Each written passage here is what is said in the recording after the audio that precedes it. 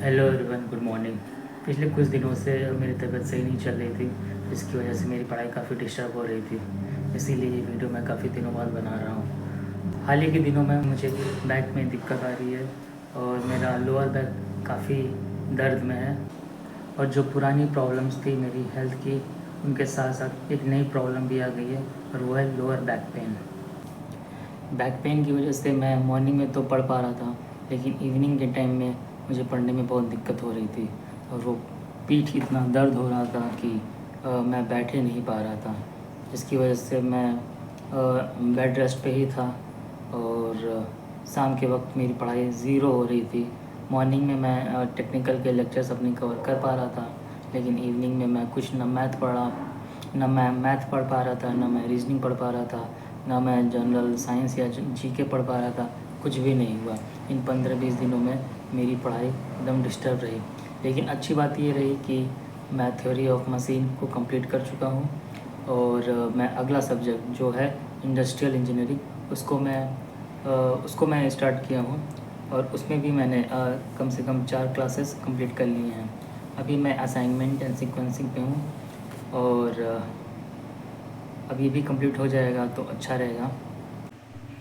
ये assignment and sequencing की class मैंने आज स्टार्ट की है और ये मैं थोड़ा सा ये भी आगे बढ़ाऊँ इसमें, और ये आज मैं कंप्लीट कर लूँगा इसे।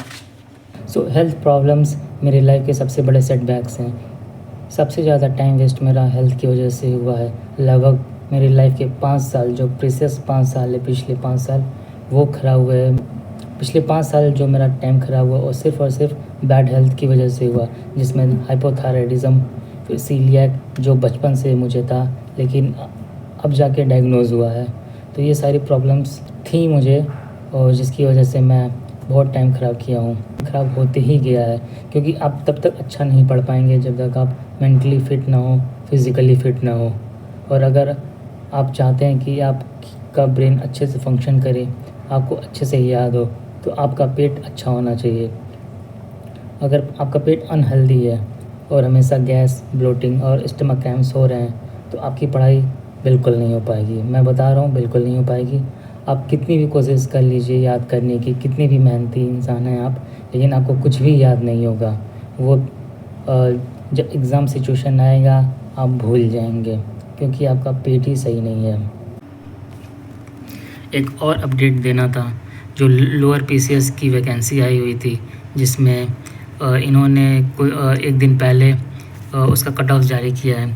तो उसमें मैं एक नंबर से नहीं हो पाया मेरा।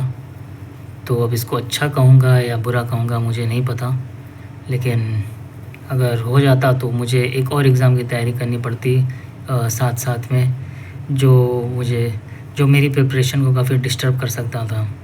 तो खैर मैं इसे तो कट ऑफ नहीं निकला, लेकिन मैं इसे एक पॉजिटिव साइन लेके चल रहा हूँ, जिसकी वजह से मैं अपने इंजीनियरिंग पे और आरआरबी जेई पे फोकस कर पाऊँगा। और एक और न्यूज़ है, जिसमें इन्होंने गेट का ऑफिशियल वेबसाइट लॉन्च कर दिया है आईआईटी मद्रास वालों ने, और ये रहा उसका पेज। इनकी टाइमलाइन के हिसाब से जो हमारे एग्ज़ाम्स होने वाले हैं वो 6-7 फरवरी, 13-14 और 20-21 फरवरी में होने वाले हैं। तो एज़ अ मैकेनिकल मुझे लगता है कि फिर से 13 या 14 फरवरी में मैकेनिकल का एग्ज़ाम होने वाला है। और इस बार गेट में इन्होंने काफ़ी सिलेबस अपडेट किया है मैकेनिकल का, तो वो देखने लायक होगा और उसको पढ़ना होगा, जो भी एक्स्ट्रा टॉपिक्स हैं। फ़िलहाल मैं अभी अपना क्लास कंप्लीट करता हूँ, उसके बाद मैं बाकी चीज़ें आज का करूँगा।